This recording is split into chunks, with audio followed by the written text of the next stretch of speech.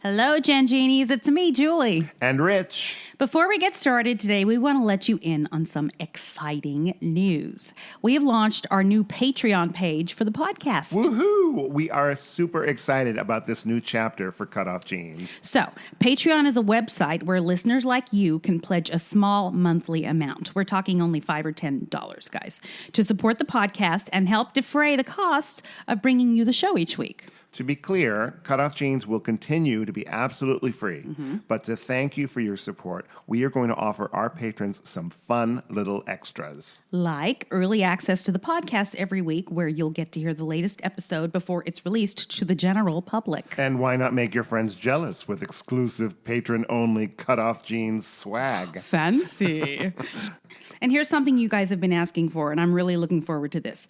I'm going to host a monthly, hour-long, online Ask Me Anything session where patrons at the $10 level can literally ask me anything. Anything? You're a brave woman, Julie. You know, I know. I'm also going to give access to my blog, Are You My Father?, where I tell the story of my search, actually it's my life story basically, for my biological father in even more detail than I did on the podcast. Wow, your blog was the original inspiration for CutOff Genes, wasn't it? It was. Wow.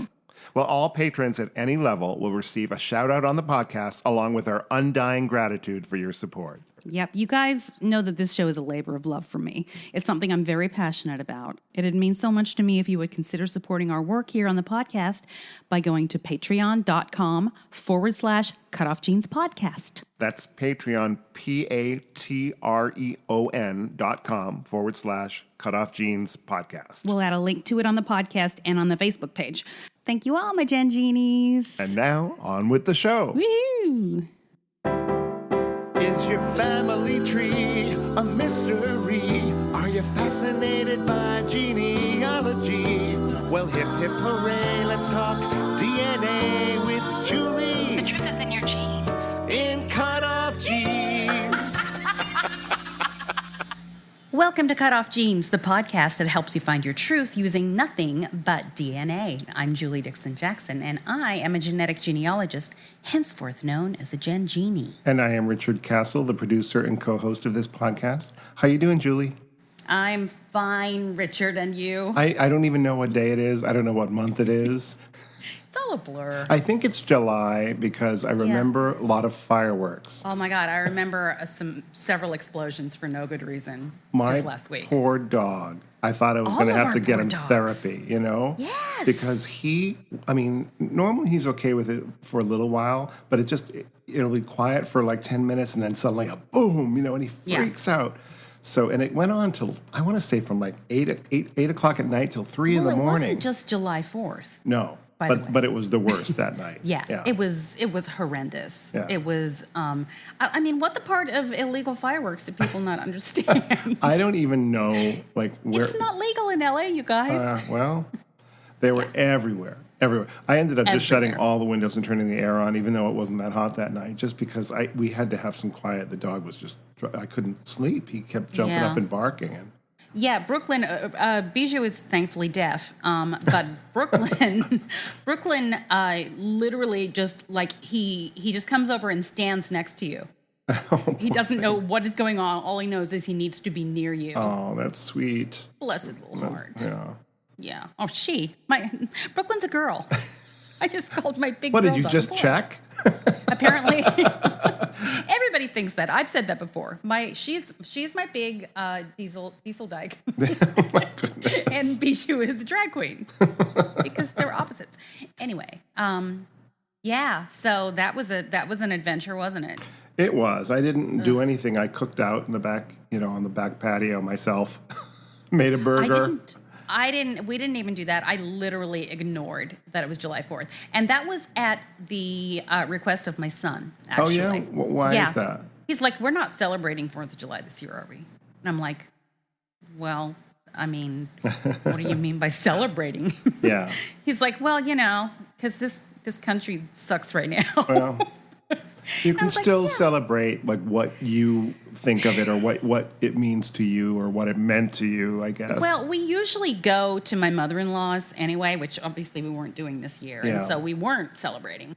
Well, I had forgotten, but a year ago, I mean, the Facebook memory comes up and tells you what you were doing a year ago. And that I had a friend in town from Boston, and we had like maybe 4 people over that on the 4th, and I cooked out, and it was so much fun. And it was like looking into a history book, because like that could never happen now. It just looks so foreign to see a bunch of people in my, on my back patio. Yeah. I've been having front yard social distancing gatherings. Oh, nice. I've been inviting. We had a girlfriend's front yard happy hour a couple weeks ago, where we all sat 6 feet from each other and drank wine. Yeah, that's fun. And then last night went to my friend Amy's, and we brought our own food and sat like 10 feet away from each other in lawn chairs. I'm completely comfortable with that. Absolutely. Yeah. It's outside. Here we are again. So we're back, and we're back basically where it all started, and it's kind of sad, right? Because horrific. I feel like after all that time that we spent in quarantine, it was for nothing. It was for nothing. I mean, and just for me, economically, it just means I won't work for even longer now, and yes, so it didn't really help my economy. No, certainly not. It didn't. My husband is in commercials, and so. Luckily, I've been crazy busy because somebody has to, bring home the bacon. There you go. Right now, I'm the bacon maker. Yeah, well, you can bring some bacon over to my door. I could use some. Yes, would you like some? Okay. Fair enough. No, really, because I don't know how to make bacon. Figurative or real. Just put it over some heat. Any kind of heat, it'll eventually cook. Before we go any further with this, maybe we should talk about DNA. You think? Maybe. All right. I want to talk. Actually, I have a couple things that I want to talk about regarding. So, my client, John, who has been my client for well over a year, just because his case solving, it was easy to solve, but getting people to admit that I was right took months and months and months. And so he finally posted, he had a meeting with his biological mother this past 4th of July, actually. They went to, she was in Kentucky. How nice. And he and his family drove to Kentucky from where he lives. And he posted this beautiful picture of them. And everybody was like, oh my gosh, it's like, they're identical. So, and just to prove that, I said, here's the side-by-side that I did a year ago of these two. And this was 2 weeks after I'd gotten the case. All right. And I found that picture, and I did a split screen, and I'm like, oh. I'm looking at this is the same person. Like the bottom half of their face is identical. Wow. And I just kept saying it. I would show like family members and I was like, look. And they're like, oh yeah, there's lots of resemblance in our family. I'm like, yeah, but, and it's true. It is true. Just because somebody looks like someone doesn't mean they're a direct, right. mother-child. But I knew it was her. Mm-hmm.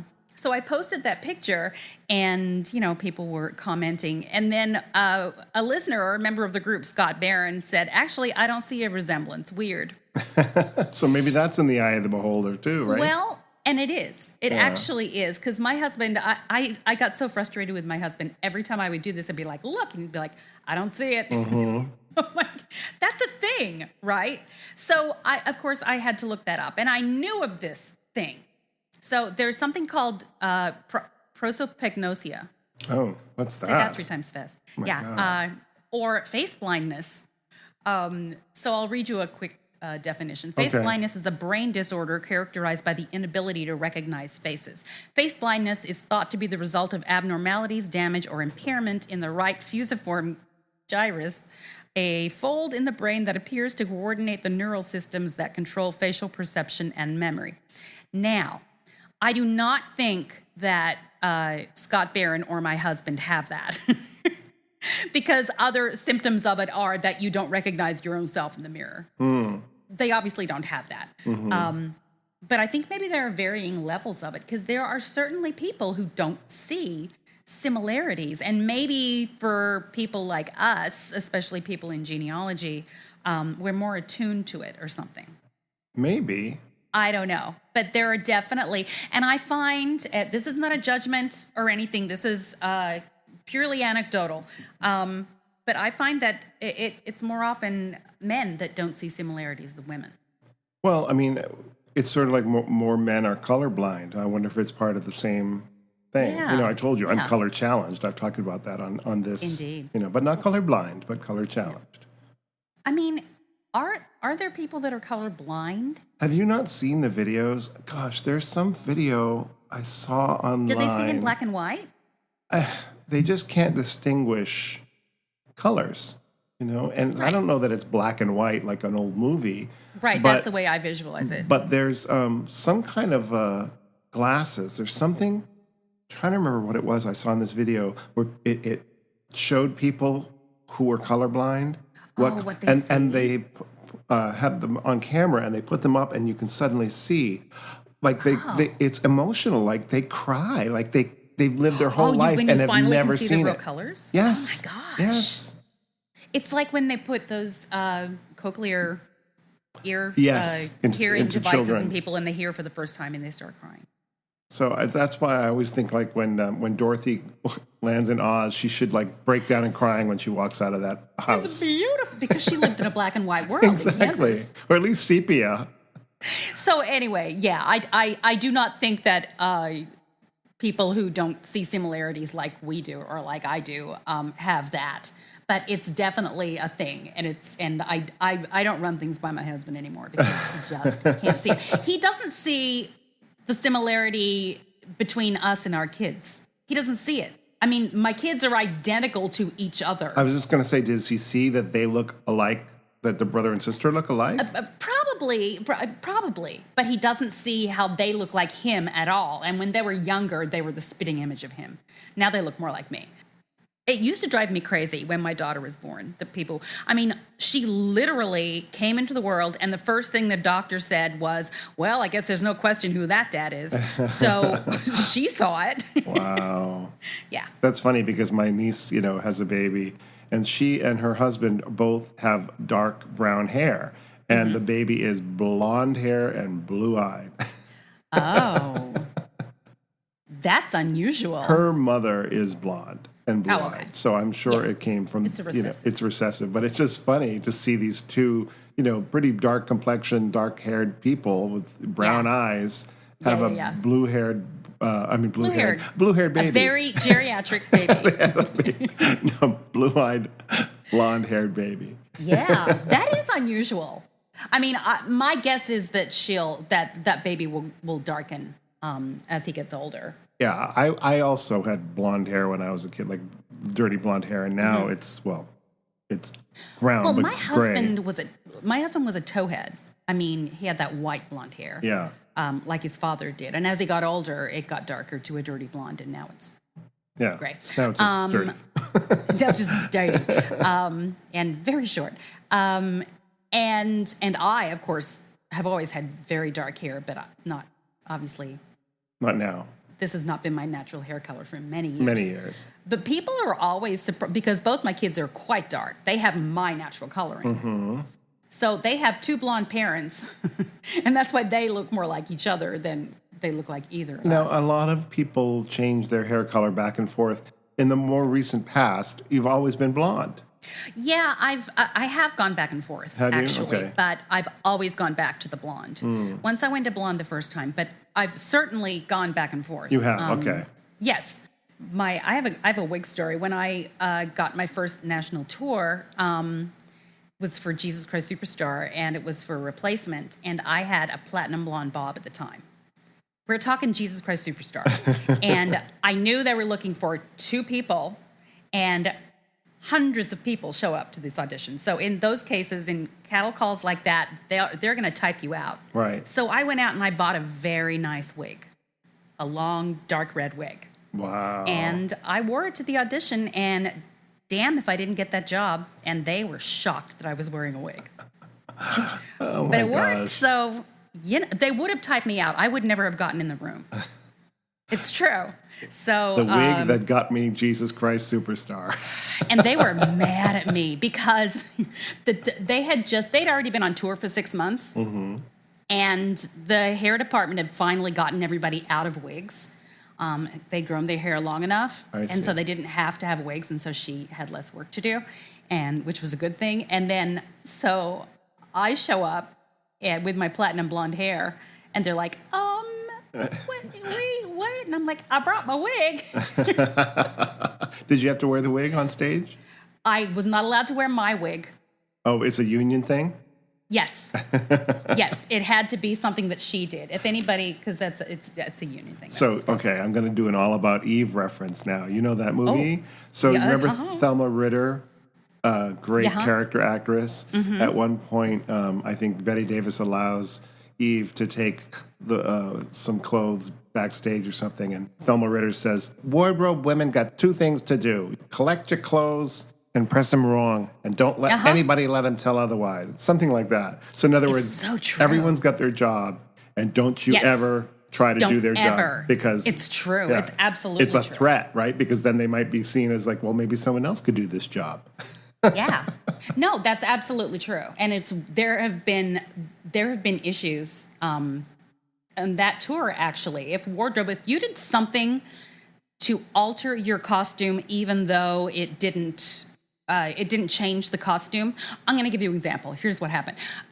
We would wear tights, obviously dance tights, and we would do this choreography. There was a metal grating, and we would do butt spins, basically, on this metal grating. So it would rip up the back of the tights. So we had to get new tights every day.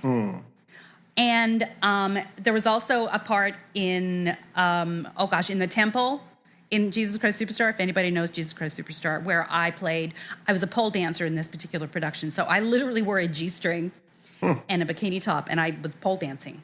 Wow. Imagine, if you will.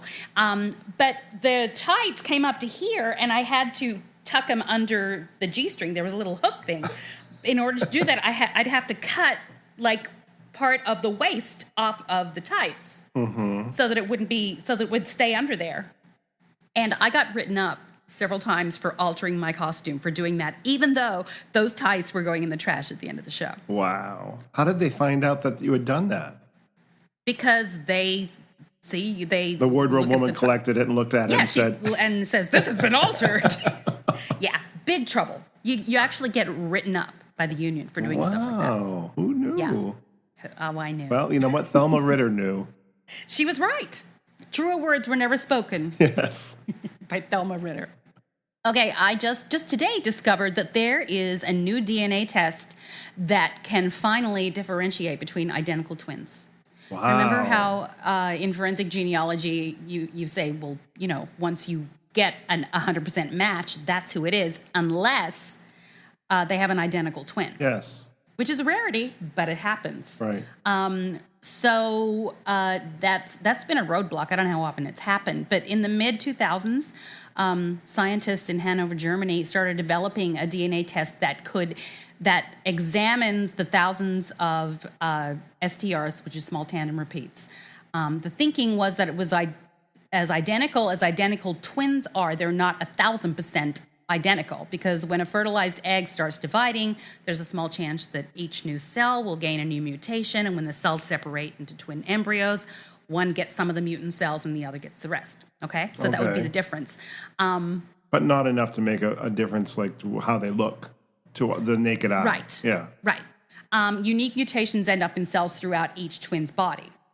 So they developed a test that, instead of examining just 13 of those STRs, it examined 1,000 or thousands. Okay. But it still didn't work.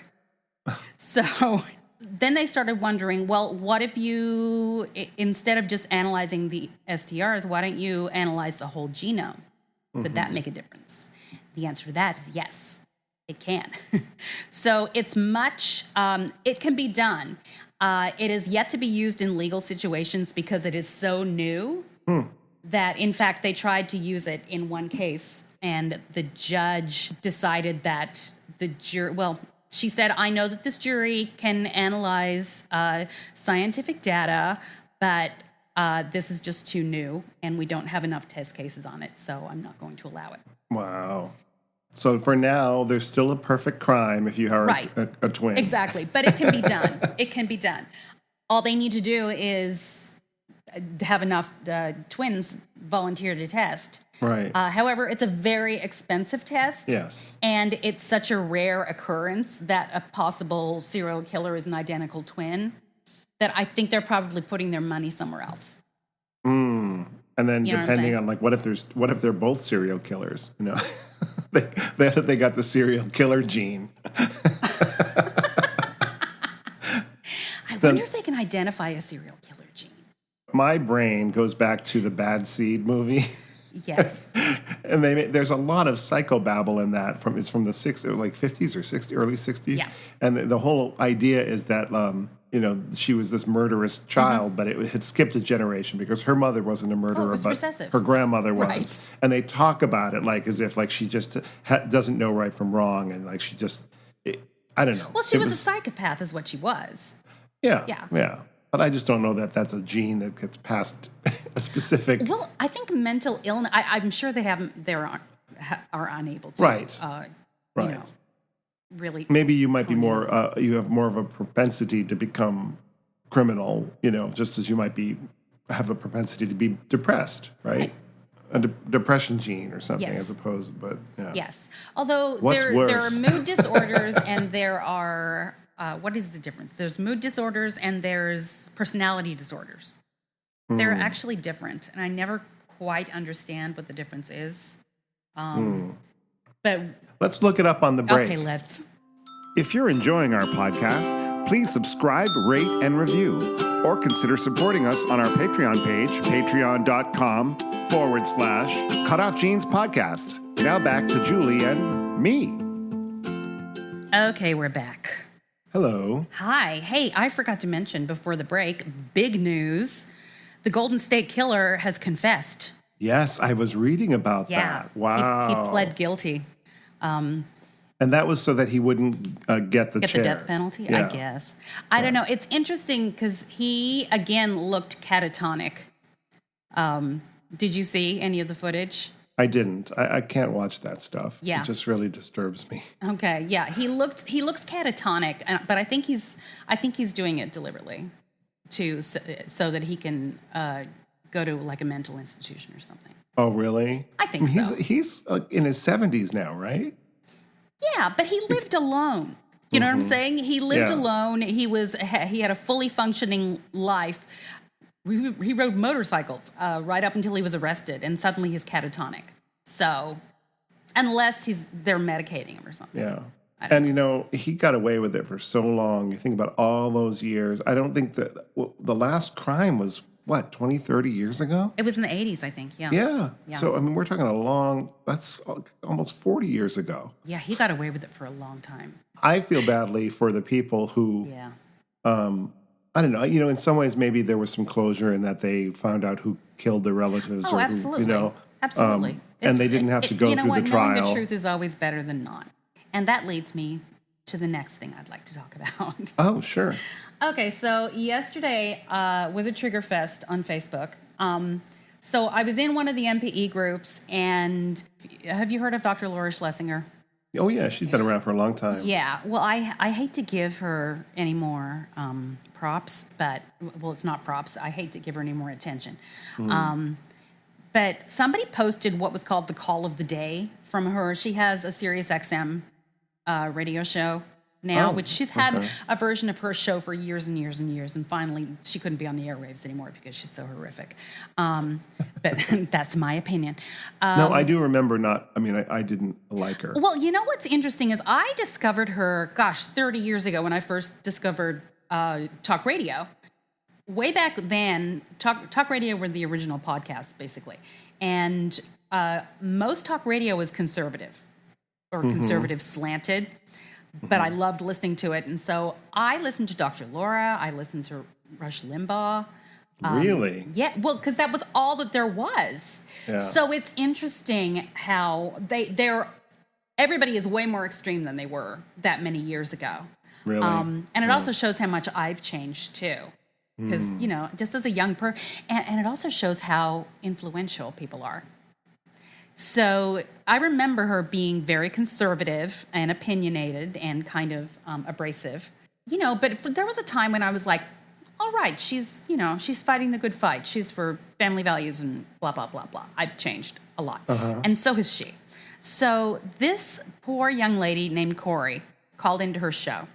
And she started to tell her story that she had just found out that her father who raised her was not her biological father. And she was mad at, she was upset that her mother hadn't told her this and blah, blah, blah. And before she could even continue with the story, Dr. Laura says, so what? She goes, what? So what are you getting at? And so some of the things she said to her was, don't babble at me. She said, what the hell is wrong with you? She said, what was the guy that raised you? Was he a nice guy? Well, yeah. Well, then, so what? She said the most horrible things to this girl. She got to a point where she called her an insensitive twit. She said she wanted to smack her across the face. And she says, so what? Who gives a blank? She actually used the S word. That's her private business. So she's saying that her mother's secret that she kept from her daughter about herself was her mother's private business. And her daughter didn't have a right to know that. She called her an ungrateful little twit, which the ungrateful thing really triggers me. And she said you should get down on your knees and beg your mother to forgive you. Well. Boy, I'd like to have been a fly on the wall when you listened to that, Julie. Oh, man. I almost lost my mind. It's not her business. What about medical? What if her biological father has Huntington's disease? I mean, there's so many reasons she should know these things. And it is her business. And I just... Do we know how old this woman was that called? She was in her 20s, I think. Yeah. So she didn't know all those years. She didn't know that her father wasn't her It's pretty birth common. father. Yeah. I mean, that's what the NP... So all of this was in the NPE groups, and so people went to the Dr. Laura page and, let her have it. They eventually took that snippet down from the show because they were getting so much heat for it. And people were also inviting Corey to join the NPE group because she was so shamed for having these absolutely human feelings. I can't get over the fact that she treated this girl who called in looking for guidance, emotional guidance. By the way, she calls herself Dr. Laura. She's not a doctor. No. She has a PhD in physiology, not psychology. She is super, super conservative, obviously. But she has her own past. She broke up a marriage. I mean, everybody has their own past. So who is she to drive this girl to potential suicide? By treating her that way? It was horrific. Okay, I have a slightly different take on this. Okay, go ahead. My take on it is, if you're a listener of Dr. Laura, you probably know how she feels about things, and you probably. I would imagine that your values line up with hers if you're calling in, not necessarily if you're a listener. Unless she's new to you. I know, but if she's new to you, why would you call a total stranger? Well, she may have been. If somebody calls themselves a doctor and they have a call-in radio show and they offer free advice, and even if you've never listened to them before, and you have an opportunity to talk to them, you're going to assume that they're a psychologist. Yeah, and I don't want to blame the victim here. This is not where I'm going. But I remember watching god-awful Jerry Springer shows back in the day and all that.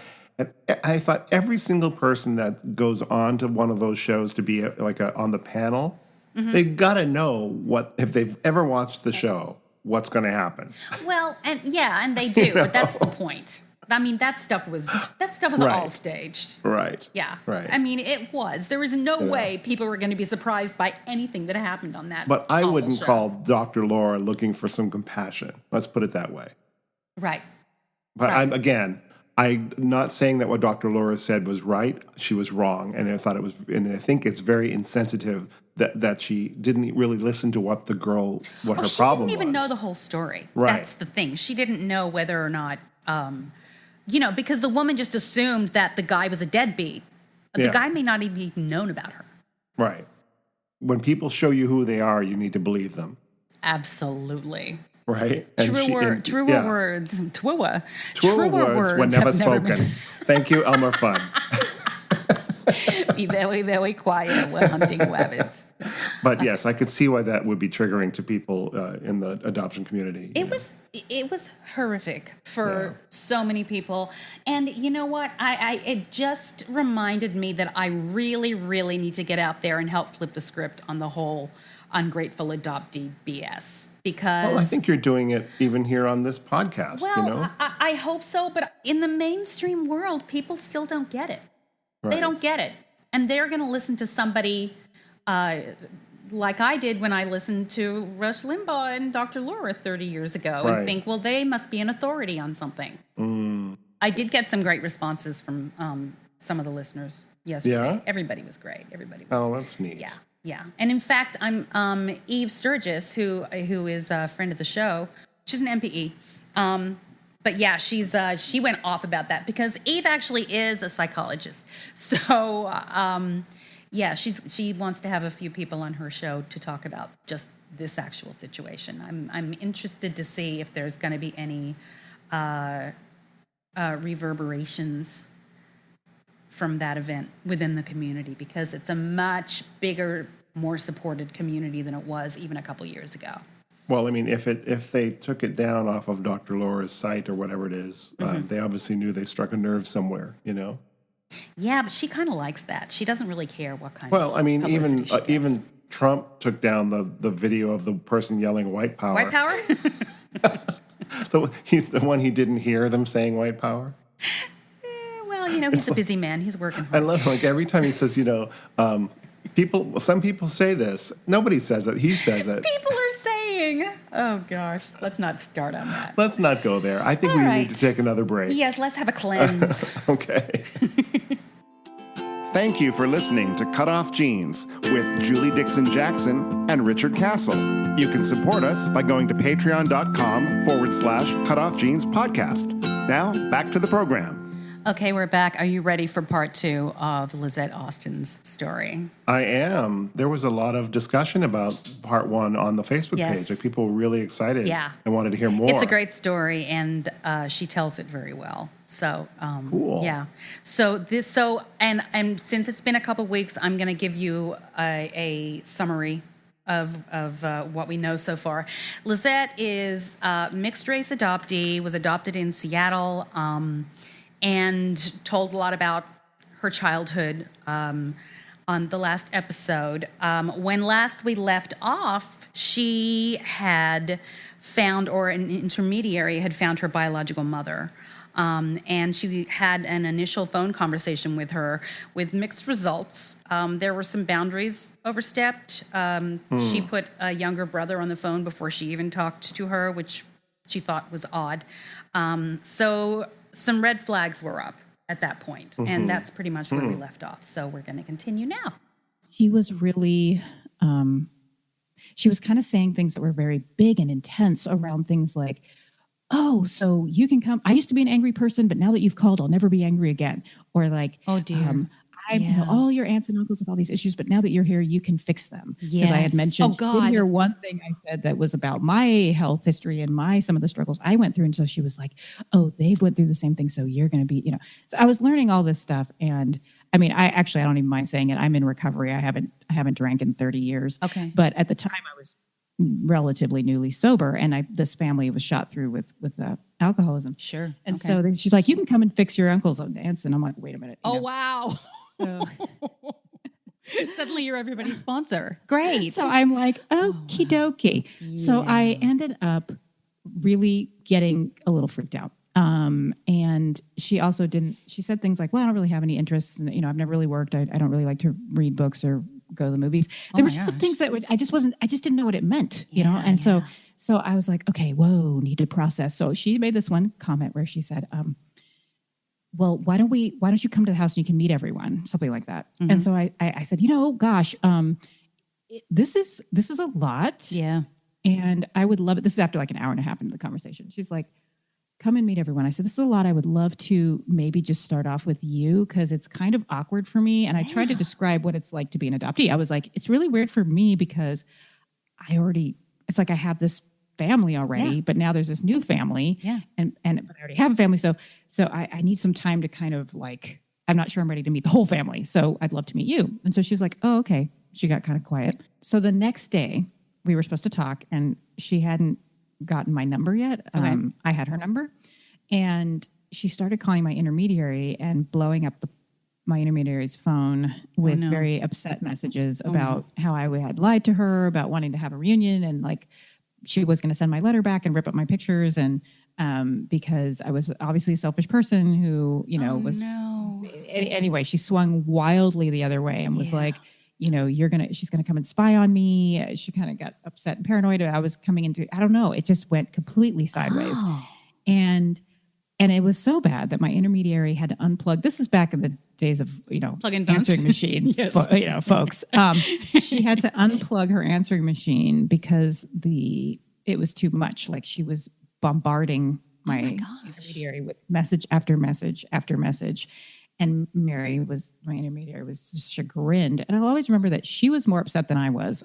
She was just really devastated for me. And I honestly felt like I had just dodged a bullet. I was like, you know what? Better this happened now than later. Yeah. I'm good. Like the information I did have now showed like I had the interview with my adoptive parents who wanted to, adopt me so much. And I was like moved to tears reading it. And I just felt like, nope, everything's good. I was supposed to be adopted. I'm done with this story. Yeah. I mean, that's interesting because a similar thing happened to me with a client. I found the mother, and then the mother was like all over her, but then in the back was like abusing me for ruining her life. Oh no. Yeah. So, that's weird. Okay. Right. Mary had this hard time with it, but she also was sorry for me. And I remember Mary telling me like, just remember that this is only the beginning. Like once you've entered this journey, you never know what will happen in the future. Like just don't shut the door. Like, even though this has been a weird beginning, just know that once you've stepped on this path, you're never really off of it as an adoptee. And the boundaries are saying important. That to me. Yeah. And she's like, don't forget you have a grandmother. She said, I did do one thing for you. And I said, oh yeah, what's that? I'm like ready to just like forget the whole thing for the rest of my life. But she's like, well, I asked your grandmother if she'd ever be willing to talk with you. And she said she would. Oh. And I said, oh, okay, great, whatever. Because one of the things my birth mother said was, tell her to never contact me again and never contact any member of my family ever again. Okay. And so at the time I wasn't like, oh great, I'm going to call the grandmother, like, why would I do that? Yeah. Is how I felt. So I literally called it a day. Like I was just shaken up. I recently reread my journal entries from then. Mm-hmm. I was shocked at how quickly it happened from the time I was like, oh wait, okay, I've got an intermediary, yay, to like me writing like, oh my God, this is what she said. And this is the mean thing she did. And it was like 4 days or something. Like it was the wildest that's so fast. Ride ever. And I really, it took me a while to just kind of figure out what had happened. And I remember my mom was a psychiatric nurse, my mom who adopted me, and my dad was a, retired child psychiatrist. So I remember asking them like, what was that? Like, what's up with her? Like, and they were like, well, and kind of doing their own, I won't say their own analysis, diagnoses, but there were some things. And I will say, when I got off the phone with that one conversation I had with her 20 whatever years ago, I remember I was just deeply sad. Like I didn't feel angry or anything. I just felt almost like my heart broke for her because there was a lot of difficulty. There was a lot. I mean, she actually, they live in a nice house. The family does really well. There's very successful people in the Seattle area who own wineries and stuff like that.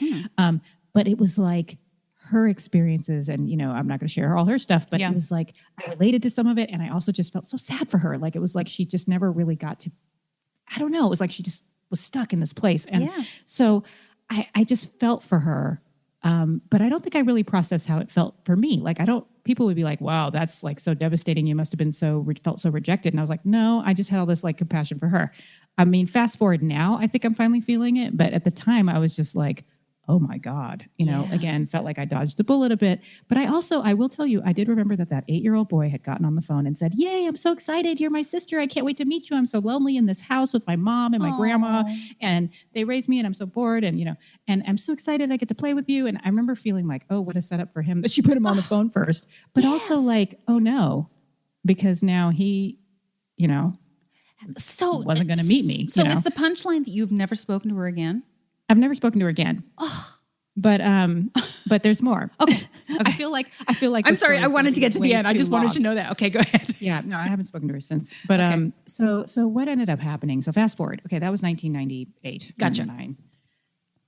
Okay, I have a kid, right? So when I have a kid, as we often hear on these podcast stories, things, finally, I'm sort of like, gosh, oh, wait, hold on. Okay. Important fact I didn't tell you. Okay. One of the parting shots that she left on those voicemails from my intermediary was, well, and now she'll never know about her dad because anyway, I'll never know, or she'll never know because there actually were two guys around and I don't even know which one and I don't even remember who they are. Or I don't know. She said something like that because she hadn't brought up my birth father at all during our call. Okay. And I think she was afraid of that too. Like in retrospect, she probably was terrified I was going to ask. And then so she was kind of saying, hey, just FYI, give that up because I don't even know what to tell you, you know? And there had been a name. I had one name, Ronnie, on my, you know, what is it called? That term, like supposed father. Wait, there's a word. I know. It's one of the Putative. words. Putative. Yes. I remember seeing that on stuff like, on somebody in my family, actually, from like the 1800s. I'm like, what does that mean? Right. So, very I cool. did Okay. have this new knowledge, you know, that I knew he was like a, you know, tall, good looking, black man, medium skinned black man named putative father, you know, Ronnie. But you know, I was thinking like, well, now she said this comment to Mary, my intermediary, maybe it isn't his name. Maybe she doesn't really remember. Maybe it was one night stand, or maybe it was worse. I mean, maybe it was something really awful that happened to her and she just put a name, name, you know? And so I just kind of had to realize that too. Like, well, okay, she doesn't want me in her life, but also I'm probably never going to know who my birth father is. So this sets the stage for the DNA, right? Of course. Yes. So fast forward now. It is now 2011. So now we're not quite here, but 2011, something important happens. A good friend of mine who actually turns out that he had a sister who was given up for adoption. So he's chatting with me and he likes to ask questions. And he's like, hey, tell me that story again. You did meet your birth mother again, right? I mean, and I was like, no, I didn't meet her. I talked to her on the phone. Well, wasn't there something about a brother? And I said, well, yeah. And in fact, I learned on the call, I have two brothers. In fact, I did learn I had another brother who had been given up for adoption. So she raised one who was 20 years younger than me. He's the 8-year-old who got on the phone. But she had another one a year after me that she gave up for adoption. And my intermediary offered to find him for me. And she said she could find him right away. But I just felt like, what am I going to do? Find him and then go, hey, I'm your sibling. And by the way, our birth mother doesn't want to have anything to do with me. Like, I didn't know how to deal with that. Yeah, so, there's a lot. That's a lot. I just said, you know, if he comes to find me, great, but I'm not doing that. So fast forward. So here we are in 2011, and this friend is asking me these questions, and he's like, well, how old is that guy now? I'm like, oh gosh, whoa, he's 21. He'd been permanently 8 in my mind up until that moment. And 21. All right. I knew the unusual last name. He had a very unusual first name as well.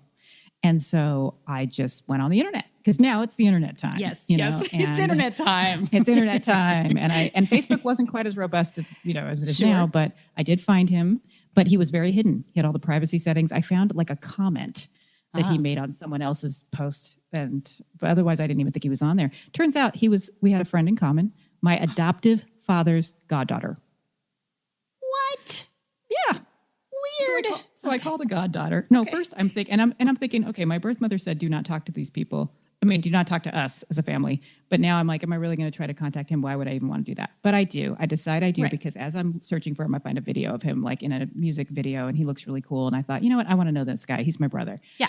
And he's by an the way, adult and you can contact Yeah, and he's an whoever adult. And by the way, he's Caucasian. Like, okay. She had 2 other boys who were both with white men. So they're white guys. And so anyway, I end up meeting him. Let's just shorten that part of the story. Okay. And we hit it off. It was great. And actually, so now I get more information about the family than I ever, I mean, she already told me a lot. Now I have this like direct line. Okay. So, and he views it like this. He's like, dang it. If I would have just been old enough, I could have totally made that work back then because he's kind of turned into like his mom's, you know, they're very tight and he kind of ended up helping her navigate the world. You know what I mean? And he's like, if she gets really upset about stuff, I'm the one who can help her. You know, I'm the only one. Wow. That's a lot of pressure though. It is a lot of pressure, but he felt like, you know, dang it. I felt kind of bad for him because it's like the caretaker, you know, but whatever. Yep. He just regretted that. But I said, don't worry about it. You know, so he was going to tell her, but he never got around to it. Cause I was like, before you tell her, let me tell you what happened. And then but I can't control what you do if you're going to tell her that we're in touch. Right. But he just never got around to it. It was never a good time. So 5 years goes by like that or more. And then the other brother shows up because Washington State opened up their records or something. I can't remember. The laws changed. And Marv, my other brother, shows up. And anyway, he turns out we all grew up in Seattle.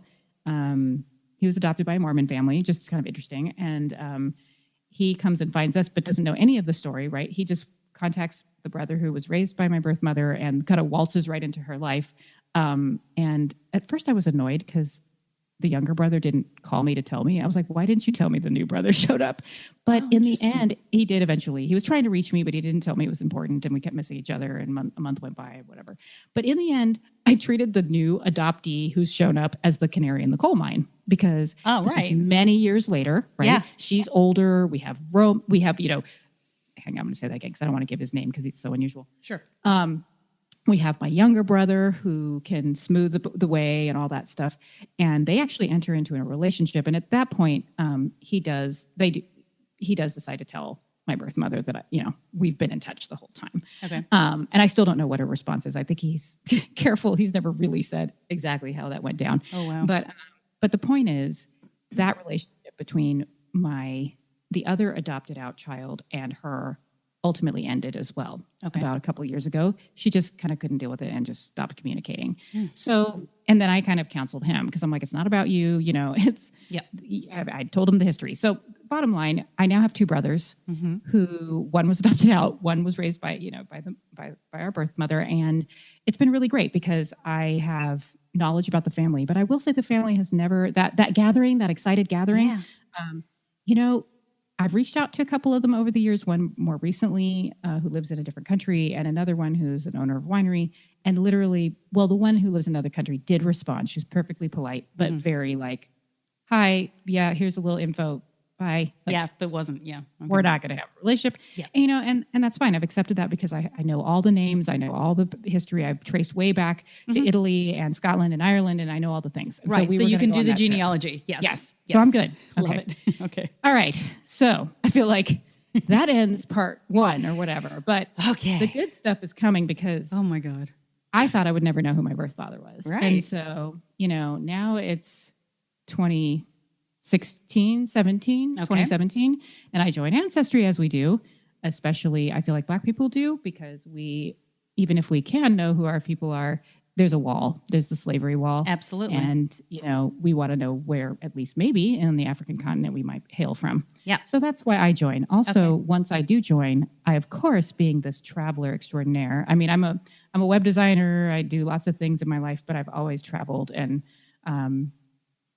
at this point, I've, been racking up miles and points for, I think, since 2012. So I've been teaching people how to do the same thing. So, I'm in this whole travel mode. So when I get onto Ancestry and then I see the results and see like Nigeria and, all these different places, I was just like, ooh, I'm going to go there. And this is before the hot DNA travel trend took off. But the Bantu peoples, did you have the Bantu peoples? Yeah, the Southern Bantu region, Mali. I feel like everybody has that. You're like, great, it's this massive area. Right. And I still haven't done the really particular one because I think that you have to have like the maternal, I don't know.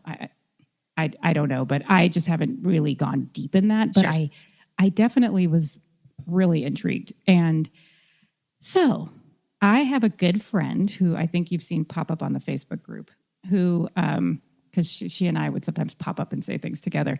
So I have this really good friend who really is part of this story because she was adopted. She was one of my, really close friends as a kid. We didn't talk about being adopted that much. It wasn't like we were like, oh, we're friends because we're adopted and we hang together. But we kind of were similar. We were really similar in the way we felt about it.